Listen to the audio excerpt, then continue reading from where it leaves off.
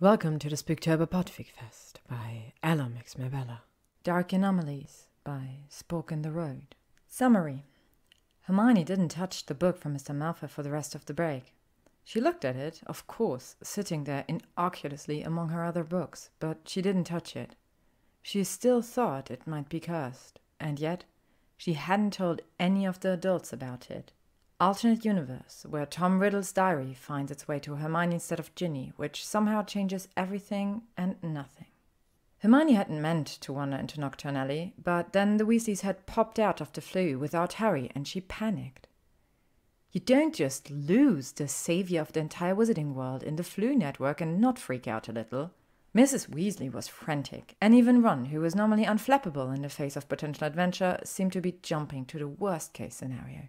He could have gone anywhere, the red-haired boy said, mostly to himself, his hands tugged at his hair, eyes wide with terror. What if you know who got him? We don't know for sure that he's dead. Dumbledore himself told Harry he thought you know who was still out there. What if Harry just fell through his fireplace and straight into his laps? Do Dark Lords even have fireplaces?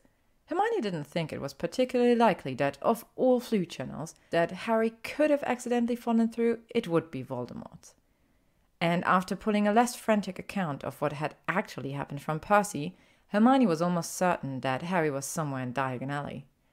It was much easier slipping away from the group than it should have been, but her parents were currently locked in a conversation with Arthur Weasley, who had been so delighted at being in the presence of Muggles that he'd started launching questions at them almost instantly. Hermione had only had to step back into the street to be swept away by the crowd. Perhaps it's a bit too swept away by the crowd, since she quickly found herself in one of the dingiest streets she'd ever seen. It was darker and less packed than Diagon Alley, and the shops themselves were unlike anything Hermione had ever seen before. One of the window displays contained two eerily real human skeletons sitting next to each other. The sign next to it read, "Buy two, get one free." Hermione shivered. Just how many human skeletons could one shop have, she wondered. But that was the least of her worries. She couldn't tell which way led back out to the main streets of Diagon Alley. A few buildings down, a gruff man in a long leather jacket was staring at her, his eyes dark and piercing. She needed to get out of there. It had been a mistake to leave the group, and at the very least, she could have brought Ron with her. Maybe it wouldn't have been much protection, considering that neither of them could legally use their wands outside of school, but it would have been nice not to be alone. And besides, Ron had a way of making everyone around him feel brave. Hermione turned on her heel and tried not to be too obvious in fleeing from the street. She thought that she had come from this way, although the further she walked, the less familiar everything looked. The streets became even more deserted, as the shop window displays became increasingly eccentric. There were shrunken heads that could still talk, and they shouted obscenities at her as she scurried past. Another window held a sign that claimed they had unicorn horn shavings, and yet another professed to be able to procure anything imaginable for a price. Hermione wanted to smack herself. She knew better than to go off on her own. Bad things happened every time. The troll in the bathroom in her first year. The time she thought she was going to get kidnapped when she walked home from school by herself when she was 7. And now she was lost in the darkest, shadiest alley she'd ever seen in her whole life, with no way of finding her way back to her parents. Who would come looking for her? Would they find her? Ron would, she thought to herself. He'll notice I'm gone eventually, and he'll make the others come looking for me. But how long would it take? And was it better to stay put and wait for someone to find her, or should she try to find her way out of this maze herself? She suddenly had the feeling of being watched, just an itch on the back of her head, but when she looked around, she couldn't see anybody. The whole street was empty, and even the shops looked as though they could have been abandoned. Definitely not staying in one place, she decided as shivers raced down her spine. Once again, she turned and headed back the way she came, and found herself in the spot she was in before, though no closer to finding the exit. A shop door to her left chimed loudly enough that she jumped, but that wasn't the most startling of it. A tall man with long, sleek platinum hair exited the shop, his black cloak swirling around him in a way that reminded Hermione a bit of Professor Snape. And at the man's side stood a miniature version with the same platinum hair, the same dark robes, and the same snooty upturn of their noses. Draco Malfoy's eyes zeroed in her almost immediately, and a sneer immediately made its way to his face. Hermione could feel the dread pooling in her stomach, along with something that was strangely almost like relief. At least it was a familiar face, even if it's an unpleasant one. "What are you doing here, Granger?" Draco but spat. The taller man, who couldn't have been anyone but Draco's father, looked down his nose at her as if she were an insect. Her jaw clenched. "Looking for a book," she lied. She would not admit that she was lost, especially not to Draco Malfoy, especially not when there was nobody to protect her. The older Malfoy's eyebrow twitched. "Innocuously," Mr. Malfoy drawled. There was no doubt that he suspected her of lying, but he seemed willing to play along. My, do be cautious, Miss Granger. People of your acquaintance might worry about you being exposed to the wrong way of thinking." She was already committed to the lie, she thought. Might as well just keep it going. "That's hardly their business," she said with a strained smile. "And besides, knowledge is knowledge." Not a total lie. If she could avoid anyone finding out that she'd ever been to Nocturnally, that would be preferable to the lecture she would undoubtedly receive from both their parents and Mrs. Weasley. And she really did want to know everything there was to know about magic, even dark magic. That didn't mean she would ever use it. It just meant she was curious. Mr. Malfoy was looking at her with interest, some strange light in his eyes that Hermione was altogether uncomfortable with. If he was planning something. Perhaps. The older man seemed to think for a moment before reaching into a bag at his side and withdrawing a brown, seemingly untitled book. He held it out to her. Draco was staring up at his own father, as if the man had grown two heads. If anything, he was more confused than Hermione was, and Mr. Malfoy was handing her a book. "For academic purposes, of course." Hermione stared at the book. It could be cursed, she thought. You know how the Malfoys feel about Muggleborns. He could be trying to kill you. "That's too generous of you, Mr. Malfoy," Hermione said. "I couldn't. I insist." And with that, he slid the book into Hermione's cauldron with her other school books. He smiled thinly. "I'm always happy to further the interests of curious young minds." It was so ridiculous that Hermione could have laughed. She might have actually done it, if not for Harry, covered in soot and grime, stumbling out of the very shop Mr. Malfoy had come out of. He spotted her almost instantly and came to stand beside her. She did not miss the way his hand was wrapped tightly around his wand. "Hermione, there you are," he said, genuine relief in his voice. Mr. Malfoy had wrinkled his nose down at Harry's filthy appearance, but his eyes were trained on the visible lightning bolt scar on the boy's forehead. "I take it you didn't find the book we were looking for?" Hermione asked, giving Harry a meaningful look. He frowned for a moment, but thankfully seemed to understand what she was doing and shook his head. "Oh, sorry, no luck." He turned to Draco and appraised him coolly, almost as if he was imitating the blonde boy's typical superior attitude. "Malfoy?" Draco only continued to sneer. "Potter?" "The famous Harry Potter." Mr. Malfoy looked down at Harry curiously, almost with that same look he had been giving Hermione not a moment ago. "A pleasure." Yeah." Hermione elbowed Harry gently in the side. "I mean, it's a pleasure to meet you too, Mr. Malfoy." The older man's lips quirked. "You should get back to Diagon Alley before you're missed." "Right," Hermione said, grabbing Harry by the hand. "We'll just be off then." She started to pull him after her, but Mr. Malfoy cleared his throat. "Diagon Alley is the other way, Miss Granger," he said, amusement coloring his voice. She could hear Draco snickering, could feel the heat rise to her cheeks, but she turned anyway and marched off in the other direction, all but dragging Harry behind her. "What the hell was that?" Harry demanded as they finally popped out into the brighter, busier streets of Diagon Alley. "Mr. Malfoy talking to you? And why did you lie about us looking for a book? What were you doing in Nocturne Alley anyway?" "Looking for you?" Hermione said. Just as she was about to continue, she caught sight of bright red hair barreling towards them in the form of Mrs. Weasley. "I'll explain the rest later." "Harry, dear, look at you!" the Weasley matriarch said, fussing over Harry as she got nearer. "The state of your clothes! And Hermione, where have you been? We've been looking everywhere for the two of you." The words stuck in Hermione's throat. Lying to Mr. Malfoy had been almost easy, but now she had nothing.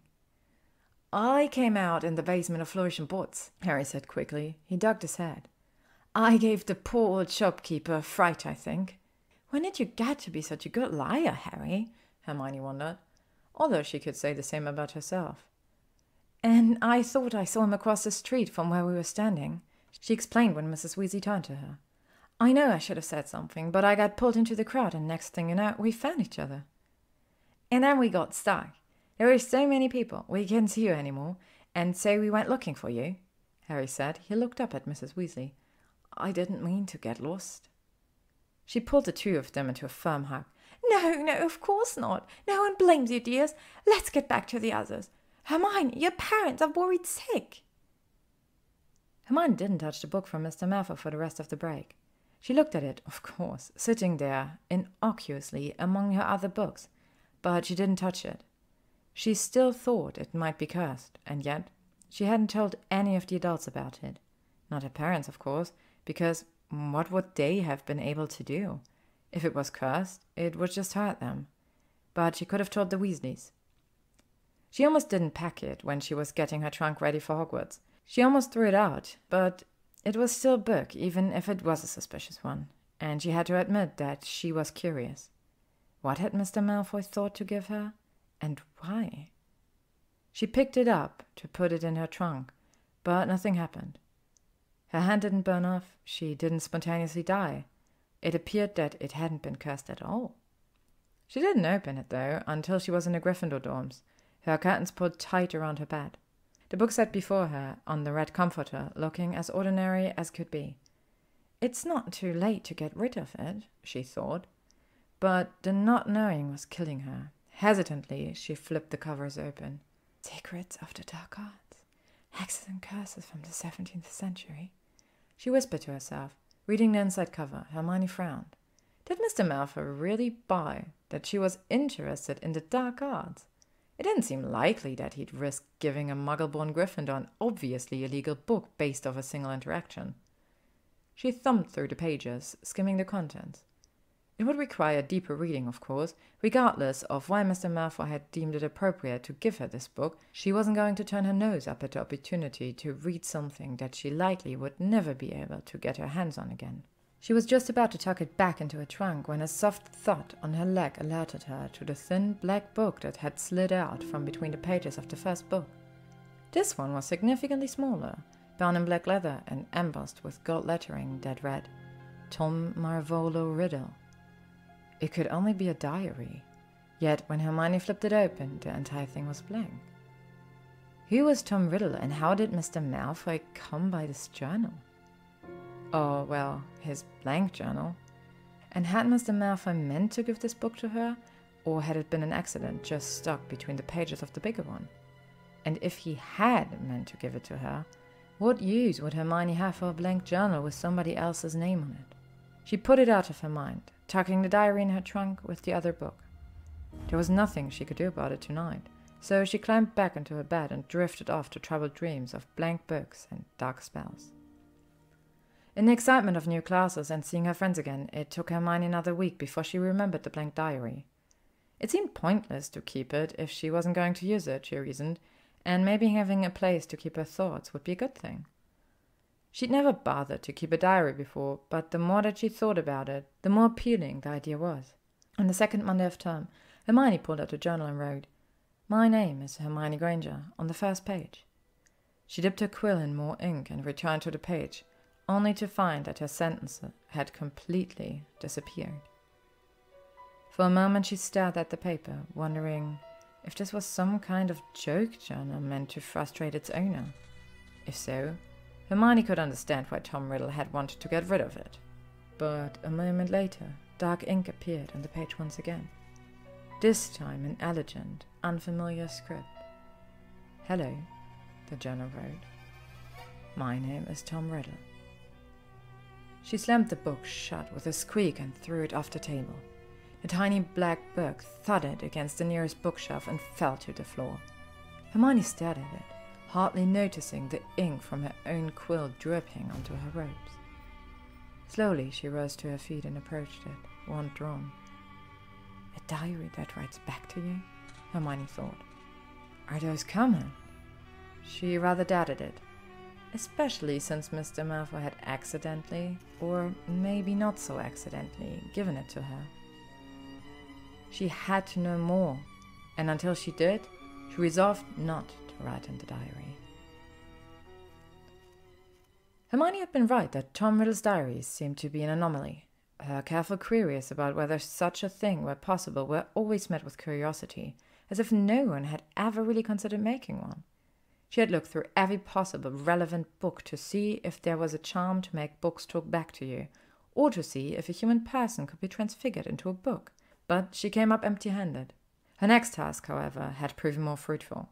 Hermione had gone and searched through Hogwarts students' records to see if she could find a Tom M. Riddle, and not only had he been a prefect and a head boy, he'd also earned an award for special services to the school, and he had the highest NEWT scores on record for the last 100 years. But he had been a student in the 1940s. Hermione thought that somebody with school records like that would have gone on to do remarkable things. But it seemed like Tom Riddle had simply disappeared immediately upon leaving Hogwarts. He had certainly never done anything noteworthy enough to be mentioned in any history book. Hermione had even looked through the past 50 years of ministry records to see if he had ever been listed as a candidate for minister or a minister's undersecretary or a head of department. But no, it seemed like Tom Riddle had never become anyone important, and Hermione had half a theory that somehow he had been trapped inside his own diary immediately after leaving Hogwarts. It was the only thing she could think of that would account for someone disappearing so completely. "How did you get stuck in your diary?" Hermione wrote into the diary nearly 2 weeks after Tom Riddle had first introduced himself. It was a little rude, probably, to not explain why she had introduced herself and then never written him back. But she still didn't know what kind of magic she was dealing with. "Ah, Hermione Granger, back again," Tom Riddle wrote back. "You're not going to throw me at another bookshelf, are you?" Hermione blushed, thankful that the diary probably couldn't see her embarrassment. "I was merely surprised by a sentient diary last time," she wrote back. "But I am curious about what kind of magic makes you work." "Persistent, are you?" Riddle wrote. "Very well. I'm a collection of memories, I suppose.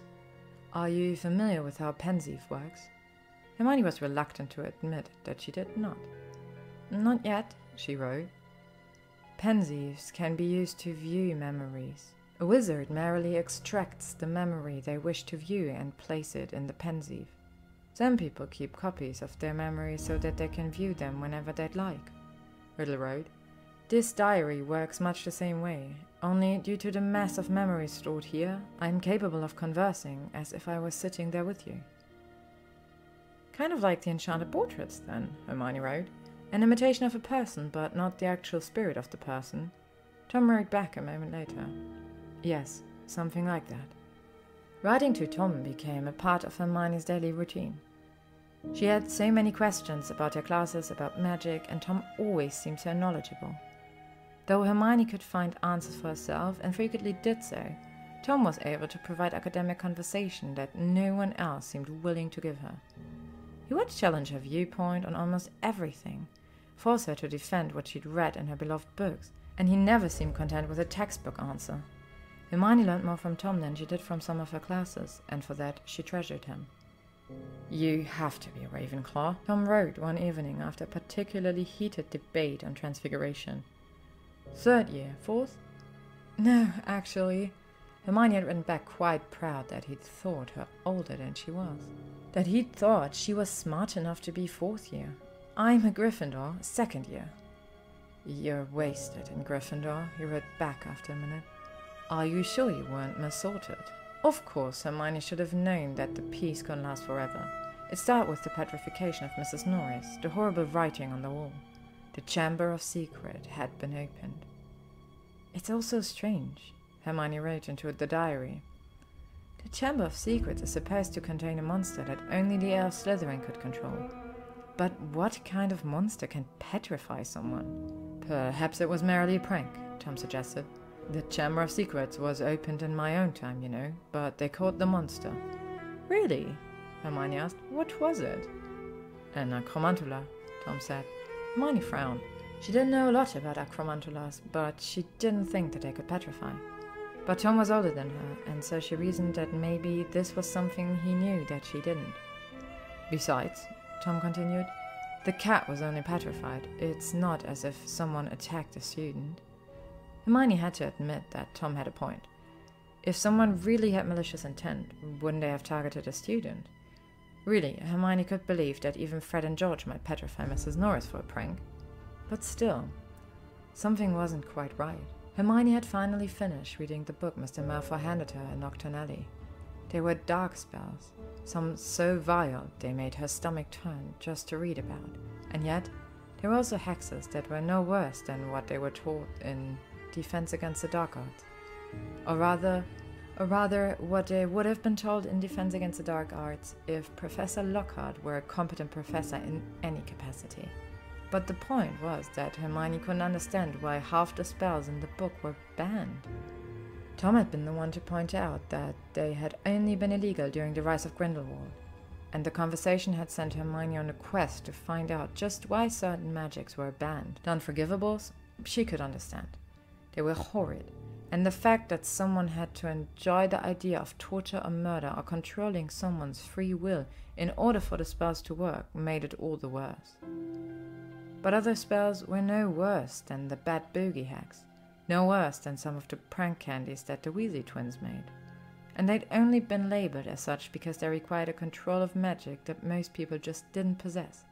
Or at least, that's what Tom argued. Witches and wizards who were too weak to cast these spells had them banned, Tom wrote, just because they lacked the proper focus, the proper control. They were too afraid that stronger wizards would have power that they didn't, and they tried to control them. Hermione wasn't sure she agreed with that, but she couldn't find any other logical reason for it. And she had to admit that maybe Tom had a point. There were plenty of students in her own classes that had trouble casting even the most basic of spells. It didn't take a huge stretch of imagination to think that they might feel threatened by more competent witches and wizards. Professor Lockhart, for example, was not a competent wizard. And if that hadn't been abundantly clear from the fact that Hermione was learning more from a sentient diary than from her actual class, then it was suddenly clarified during the dueling club. Hermione had never rooted for Professor Snape before in her entire life, but there was something satisfying about watching Professor Lockhart fly across the room from the strength of Professor Snape's Expelliarmus and land on his ass. This satisfaction was short-lived when, not 5 minutes later, Harry accidentally revealed that he was a Parselmouth to half the school, thus resulting in the rumor that he was, somehow, the heir of Slytherin. Hermione could have smacked him. "Why couldn't you just banish the snake like a normal person?" she asked in the common room later that night. "Oh, I don't know," Harry snapped. "Maybe because I didn't know I was speaking English. Maybe because it looked friendly and I fancied a chat." "Relax, maid," Ron said. "Hermione's just worried about you. Everyone thinks you're the heir of Slytherin now. You've got a target on your back." They were all silent for a moment, as the weight of the day's events sank in. "Well," Hermione said after a moment, "there's only one thing to do." "Get Harry to convince a bunch of snakes to crawl into Malfoy's bed in the middle of the night?" Ron asked, drawing a snicker from the dark-haired boy. "Ronald!" Hermione smacked the red-haired boy lightly with a rolled-up copy of the Daily Prophet. "No, we've got to go figure out what's really going on." Hermione didn't tell Tom about her plan. She didn't tell him that she and Ron and Harry were going to brew polyjuice and sneak into the Slytherin dungeons to interrogate Malfoy. She hadn't told him about Harry being a parcel mouth either, or that she was still looking into the Chamber of Secret issue. No matter that Tom seemed to think that the whole thing was an incentive prank, Hermione knew there was something more to it. Harry had told her that a house elf named Dobby had warned him that there was some evil lurking in Hogwarts and that it had to do with the Chamber of Secrets. And then Colin Creevey had been petrified. And she hadn't told Tom. Being temporarily turned into a cat-human hybrid was a miserable experience, but being locked up in the hospital wing had given her distance from Tom, and with that had come a strange clarity. She was no longer sure she could trust him. Everything he told her had either been flattery or a strategically placed piece of information designed to make her change her mind on something. And when she considered that Mr. Malfoy had given her the book, she berated herself for being foolish enough to trust Tom in the first place. Because really, what were the chances that Mr. Malfoy had accidentally given her a book that could talk to her, influence her? Even if Draco wasn't the heir of Slytherin, that didn't suddenly make him or his father good people.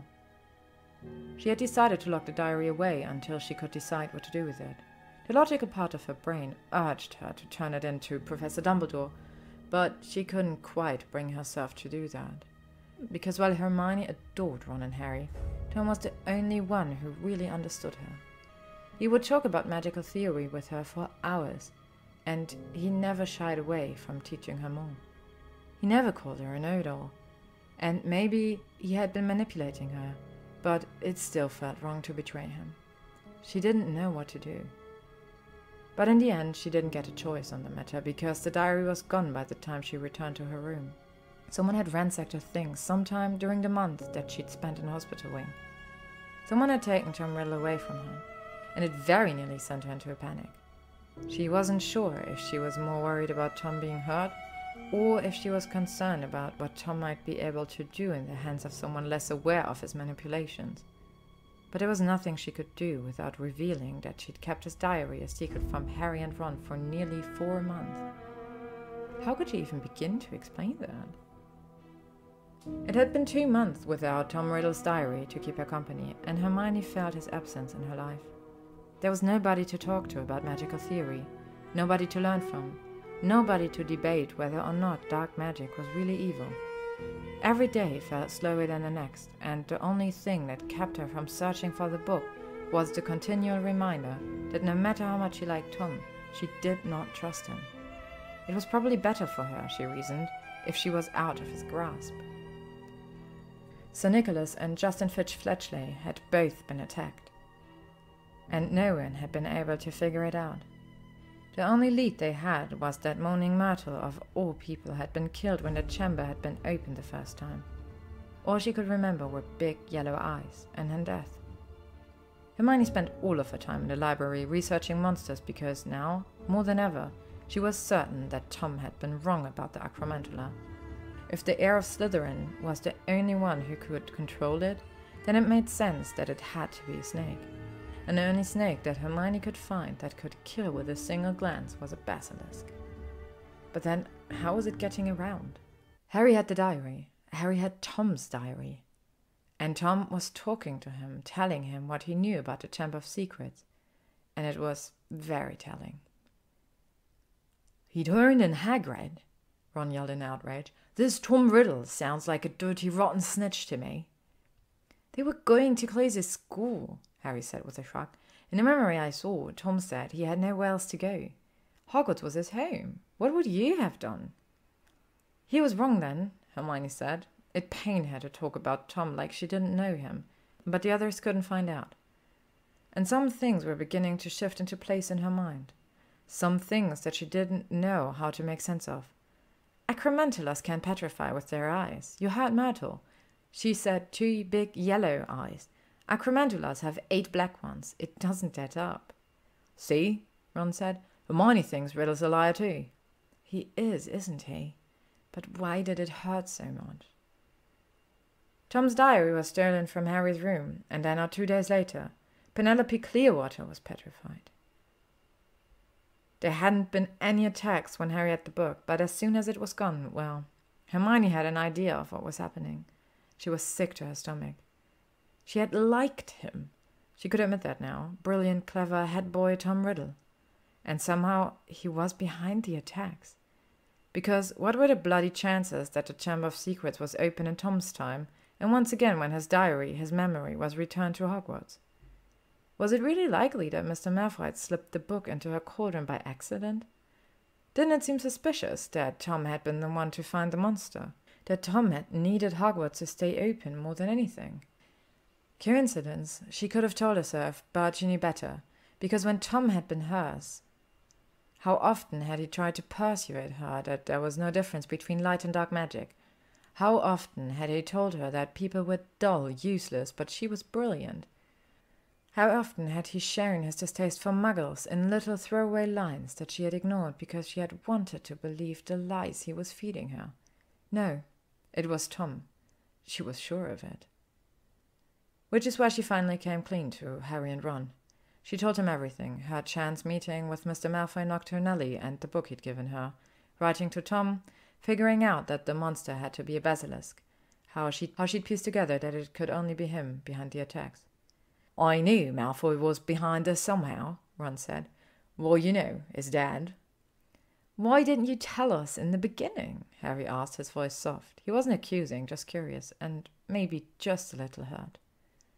It was just nice, you know. Out of everyone, she thought Harry might understand the best. To have someone who just got me. And I thought I was being cautious, but it wasn't enough. "What do we do now?" Ron asked. "We haven't got the book, and we don't know who has. If we go to Dumbledore, he'll wonder why we didn't come forward sooner. We don't know who the next target is, or when he's going to attack, or even how he's doing it. And we don't have proof. You remember what happened first year with the stone? Nobody believed us when we said someone was going to go after it." "I don't know," Hermione admitted. "I guess we'll just have to wait." They didn't have to wait long. "Her skeleton will lie in the chamber forever," Ron read aloud, staring in horror at the blood on the wall. "Ginny, we've got to do something," Harry said. "Anything." "We'll need Lockhart," Hermione said with a grimace. "If he's done even half the things he's claimed, then he'll be the best equipped to take on a basilisk." "But we don't even know where the chamber is." Ron was pacing back and forth, tugging at his hair again. "Yes, we do." Harry said it so quietly that Hermione almost missed it. Ron froze, and they both stared at the black-haired boy. "Morning Myrtle's bathroom. You heard what she said. She was sitting there crying when someone came in, said some funny words in a foreign language, and then boom, big yellow eyes." "You think the entrance opens with Parseltongue," Hermione said, following Harry's train of thought. "In Moaning Myrtle's bathroom?" "It's the only thing that makes sense. If it was anywhere else, somebody would have noticed by now. And if it could open any other way, somebody else would have done it." "Okay then," Ron said. "We get Lockhart, and then we go get my sister." Lockhart was useless. Ron's wand was useless, and now Hermione and Harry were stuck on the other side of a huge pile of rocks with nowhere to go but onward. At least nobody had been hurt. Well, Lockhart seemed to have lost all of his memories, but that didn't really count considering the man had tried to obliviate 3 children and leave Ginny for dead. Harry and Hermione had their wands drawn as they entered the final room. It was huge, big enough for a basilisk, Hermione thought, with a gigantic carving of Salazar Slytherin's face at front and center. There was no doubting what they were, and just ahead, sprawled out on the stone floor, was a small red-headed girl who didn't look like she was breathing. "Ginny!" Harry called, running ahead and dropping to his knees next to her. She was so pale she looked as though she was already dead, but Harry had his fingers around her wrist. "There is a pulse! She's still alive! Ginny, wake up!" "She won't wake."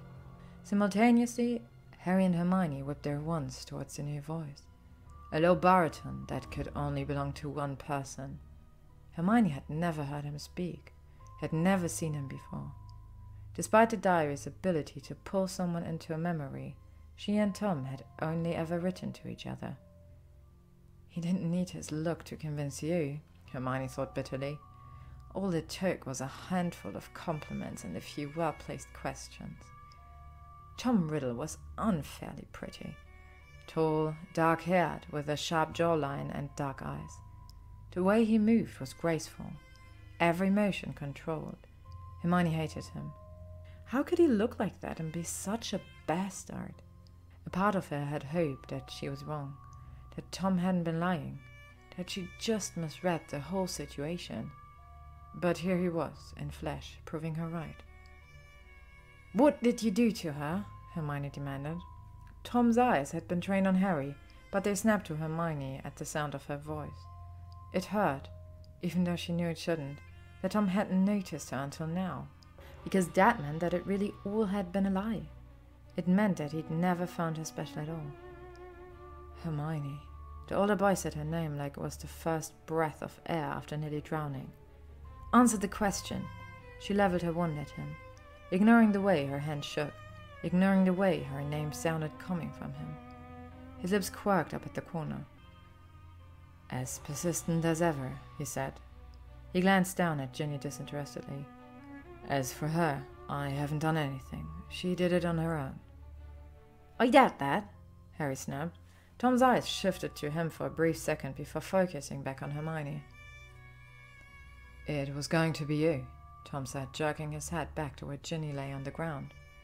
"You see, in order for me to live, she has to die. At the beginning it was supposed to be you, Hermione. You were so curious, so eager for a challenge. But it would have been a waste for you to die. We're so alike, Hermione." "We're nothing alike," she spat at him. "You used me to open the Chamber of Secrets, didn't you? You used me to petrify Mrs. Norris, to petrify Colin Creevy." "What does it matter?" he snapped. "I quickly realized you were too valuable, that I couldn't sacrifice you. I just needed enough energy to draw in another. I only took what I needed, Hermione. I never hurt you." "Do you want a bloody medal?" She glared at him. Ron's language was rubbing off on her, but at the moment she couldn't care less. "Yes, thank you, Tom. I'm so grateful you didn't decide to use me as a human battery." He ignored her. "And then, through Ginny, I learned about you, the great Harry Potter who defeated Voldemort as a baby. I knew I had to meet you." Harry glared up at the older boy. "I confess myself disappointed," Tom said with a sneer. "How is it that a baby with no extraordinary magical talent was able to defeat the greatest wizard of all time? How did you escape with nothing but a scar while Lord Voldemort's powers were destroyed?" "Why do you care how I escaped?" Harry asked, scowling at Riddle. "Voldemort was after your time." "Voldemort is my past, present, and future." Tom wrote his name in the air with his wand, and with a flick sent the letters rearranging until they spelled out, "I am Lord Voldemort." "Fuck," Hermione whispered to herself. She typically refrained from cursing, but now seemed as good as time as any. And if Harry's face was anything to go by, he agreed. No. Harry drew himself up, though he was still a good head shorter than Riddle. "I suppose you think you've won," Harry said, "but you haven't. As we speak, Professor Sprout is reviving the petrified students with Mandrake Root. You haven't managed to kill anyone this time." "Haven't I told you? Killing mudbloods doesn't matter to me anymore. For many months now, my new target has been you." Hermione flinched at the slur and the coldness in the older boy's voice. "He's Voldemort. All this time you've had a bloody crush on Voldemort, and now he's trying to kill Harry, again." Tom smirked. "Let's match the power of Lord Voldemort, heir of Salazar Slytherin, against the famous Harry Potter." And then Tom was hissing, calling for the basilisk, and Salazar Slytherin's stone mouth was sliding open, and Hermione was closing her eyes as tightly as she could, even if her wand arm never wavered. She didn't want to die this way. In the basement of the schools, killed by a huge snake being commanded by teenage Lord Voldemort, who had pretended for months to be her friend. She couldn't see anything, but she could hear the weight of the snake's scales sliding against the stone. Folk's song and the basilisk screaming as the bird clawed the snake's eyes out. And then Harry running, the snake chasing after him. Why hadn't it attacked her? "It's just us now, Hermione," Tom said, and his voice was very close. "You can open your eyes." "Why should I trust you?" She snarled, keeping her eyes shut. "If I was going to kill you, you silly girl, I'd have done it already." It was clear from his tone that his patience was thinning. She cracked open her eyes. He was close, just a pace away. "He's Voldemort. He's Voldemort," she repeated over in her head. But he was also Tom, brilliant and talented and handsome. Voldemort, and he's just sent his basilisk after Harry, so you can stop pretending like they're different people. "I shouldn't be surprised that you're here," he said, voice low. He was looking at her like she was a particularly rare book, like she was special, important. "If anyone could figure it out, it would be you. But you shouldn't have come." "And you shouldn't have released the basilisk," she replied. "You shouldn't have taken Ginny." She aimed her wand at his throat, but he only smirked. "What were you thinking, Hermione? That you could come down here and fight me? That you would stop me? Kill me?" "If I had to." She wet her lips. Could she really curse him? "For Harry I could." "You could join me," Tom said, stepping closer, closer, until he placed a hand on her wand arm and swung around behind her. She could feel the warmth of his almost body on her back, the slight weight of his hand on her arm, the light touch of breath on her cheek as he bent down to whisper in her ear. "I could teach you so much. Things no one else thinks you're ready to learn. A whole world of knowledge at your fingertips. Someone to challenge you. I can give you what nobody else can." For a moment she could see it. By his side she would grow into somebody strong, capable, unstoppable. She would be limitless, and she would be his. No one else in the world shared her passion for knowledge quite the way that he did. No one else in the world had the same drive to perfect magic, to push boundaries, to explore the impossible. She wrenched herself out of his hold and twisted, firing a quick confrigo at him. It missed, Tom spinning out of the way so fast she couldn't believe it. Now he was facing her again, his own wand raised. "You won't win," he warned her. "The fight is pointless."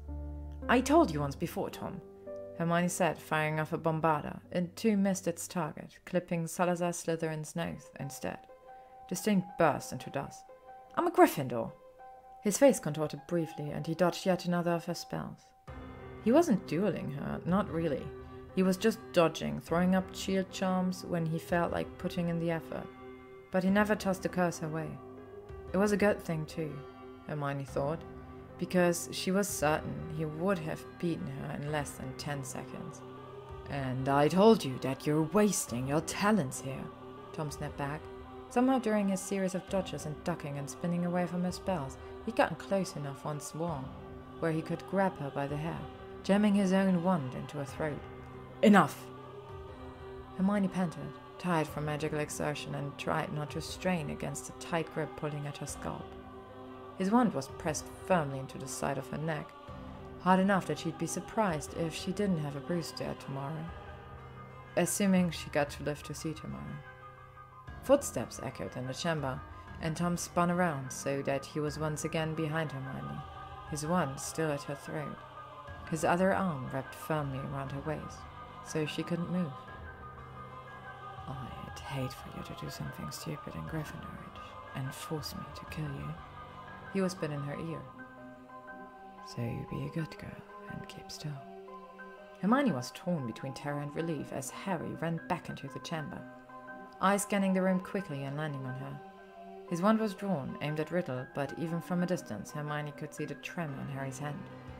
He was too inexperienced in dueling, and Tom was good at it. Harry didn't stand a chance. "Let her go," Harry said. "You don't want her. You want to kill me? Fine, just let her go." Tom tilted his head mockingly. Why would I bargain with you when I can have everything? And then the basilisk burst from the water again, the shock of it sending Harry stumbling backwards, his wand clattering to the floor. The wand rolled meters out of reach, and even if Harry ran to it, he wouldn't make it to his wand before the basilisk got him. Hermione squeezed her eyes shut, not wanting to see her best friend die. Tom's wand jabbed into her neck again. "Watch," he demanded, "or I'll make you, Hermione." She forced her eyes open. The snake was looming over Harry now, poised to strike, and the only thing within Harry's grasp was the sorting hat. The sorting hat, which now had the gleaming handle of a sword sticking out of it. Against her better judgment, Hermione called out, "The hat! Harry, the hat!" Tom cast a silencing spell on her, her voice dying in her throat. His grip tightened around her waist hard enough that she worried he might crack a rib. But it didn't matter. Harry's hand was wrapping around the sword. He was rising to meet the creature even as it moved to strike.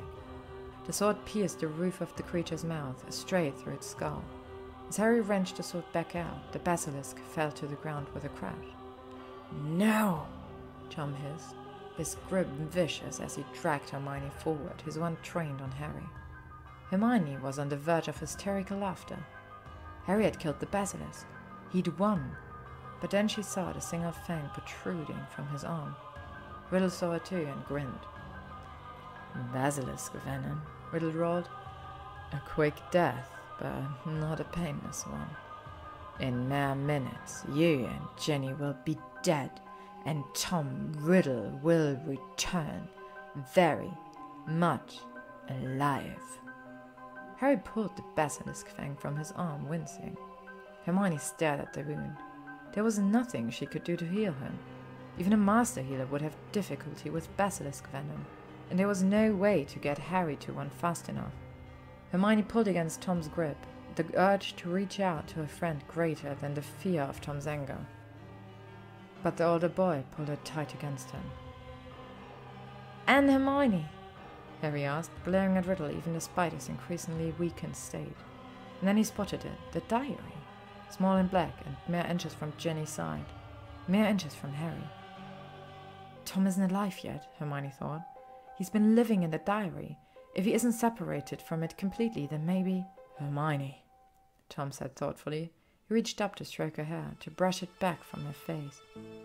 She leaned as far away from him as she could, but he was still holding on to her and she couldn't get far. Tom grinned. "Hermione is mine." Harry's eyes met hers. Her voice was gone thanks to Tom's silencing charm, but there was still a chance. "The diary," she mouthed at him. "The book." Harry's eyes darted to the diary and back to Hermione. Tom noticed. "What do you think?" But he never got the chance to finish that sentence because Harry grabbed the diary and rammed the basilisk fang right through the front cover. The effect was almost instantaneous. A large gaping hole of light burst through Tom's chest, causing him to gasp and release his hold on Hermione. She stumbled forward, falling to her knees in front of the diary. Harry passed the basilisk fang to her without a word, and she flipped through the diary, opened to one of its many blank pages, and dragged the fang across, tearing the paper as she went. Tom Orbot split open with light, a single shout escaping him before he exploded into nothingness. "You're okay?" Harry asked, his eyes searched hers. "He didn't... Riddle didn't hurt you?" She shook her head. Her eyes landed on his wound. "You need a healer." "I think it might be a little too late for that," Harry admitted. "You'll have to take Ginny back and tell Dumbledore what happened. Tell him Riddle was Voldemort and..." "No, stop it!" Hermione grabbed Harry's good arm and wrapped it around her shoulder. "We have to try now. I'm going to pull you up. You'll have to help me, and we'll go for help." Fog screeched overhead, descending in a slow circle until he came to land by Harry. Tears seeped from the bird's eyes as he leaned over Harry's arm. A few dropped into the basilisk wound. The cut seemed to sizzle for a moment, but then the skin stitched itself back together.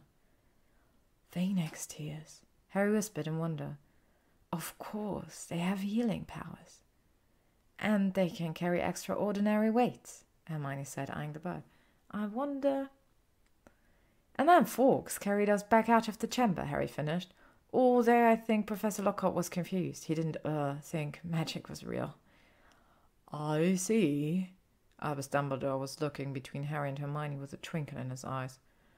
There is quite a bit to sort out, I think, but it can wait. For now, may I suggest the two of you go see Madame Pomfrey? Hermione hesitated.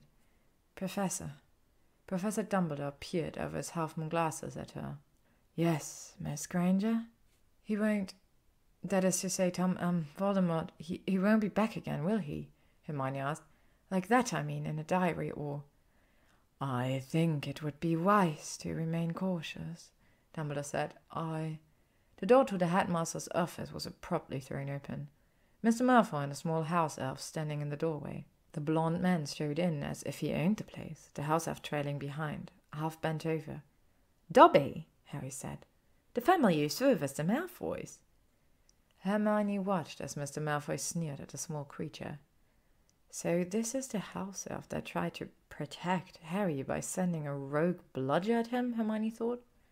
Her eyes flickered over to Mr. Malfoy, who was looking down his nose at Dumbledore. She felt her own anger rising in her chest. The only reason any of this happened was because Malfoy Sr. had decided to slip Tom Riddle's diary in Hermione's things. He was the reason why Ginny and Harry had almost died, why Hermione had nearly been abducted by a teenage Voldemort. He was the reason why Hermione had met Tom and subsequently had forced her to kill him. Mr. Malfoy could burn in eternal hell for all Hermione cared. You've returned to school, Mr. Malfoy said to Dumbledore. The killer was caught? Dumbledore smiled. Yes. The Malfoy patriarch was impatient. And? It was a book. Dumbledore picked up Tom Riddle's diary and waved it. How Tom Riddle's old school things found their way into Miss Granger's possession, it seems we'll never know. The look in the headmaster's eyes as he stared down Mr. Malfoy indicated differently.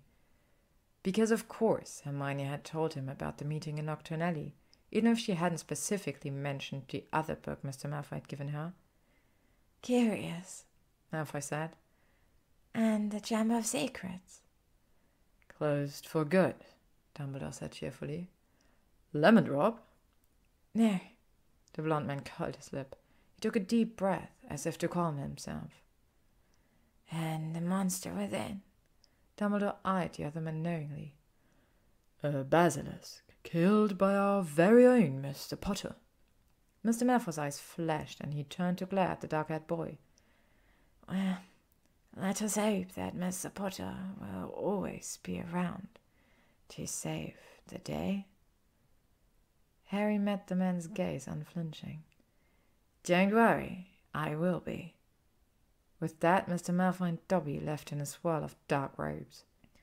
Mr. Malfoy kicking his house elf out the door on their way out. Harry glared after them, and then suddenly looked down at Tom Riddle's diary. Could I have that? Harry asked, eyes darting between the book and Dumbledore. Seeing as it no longer, works for the forces of evil. The corner of Dumbledore's mouth lifted in a small smile. Go ahead. Excellent. With one hand, Harry grabbed the book. With his other, he practically ripped off his right shoe, rolled down his sock, and slipped it into the pages of the book.